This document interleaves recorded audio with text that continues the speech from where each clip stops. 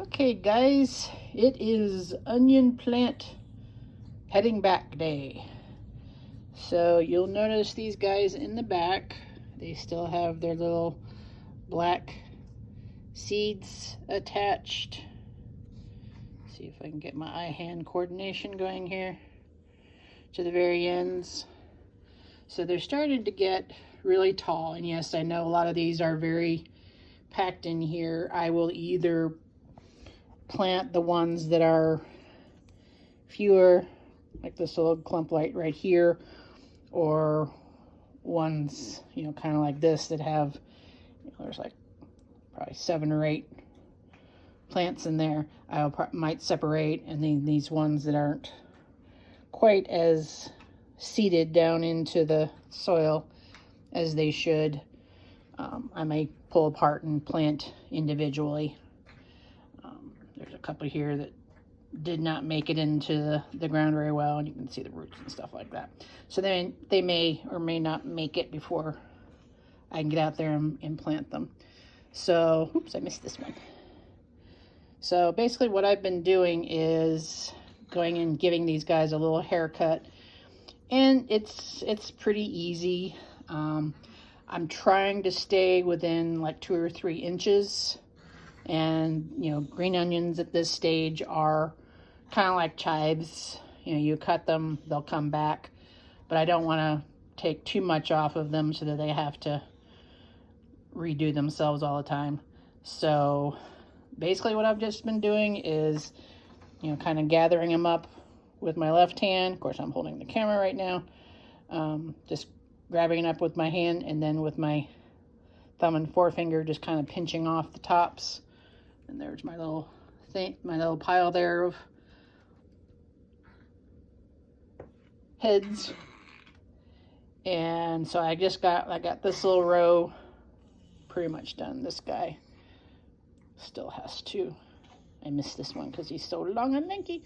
So I'll just, oh, there's another one. So, yep. So you just do that, and I'm going to turn the tray around and do the back half there. And basically what this does, if I waited longer, these guys have been going since February 15th, I think. Yes. No. That's kind of impossible because this is only February 7th, Pamela.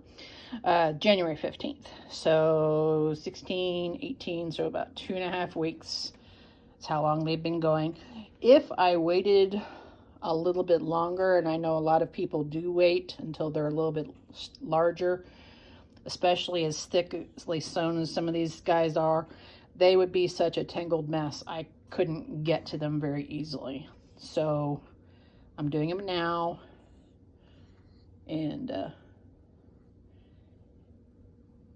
because I know in the past when I haven't actually cut these guys back, going to either plant them out or separate them out, it was a mess. So I'm trying to hold off the mess.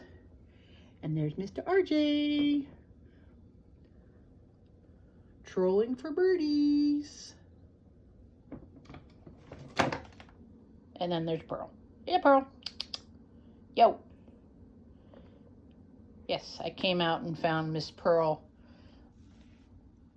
lying in my little seed tray here. Luckily did not affect my mimosa seedlings at all, but yeah, her little butt was all wet because I watered down the tray.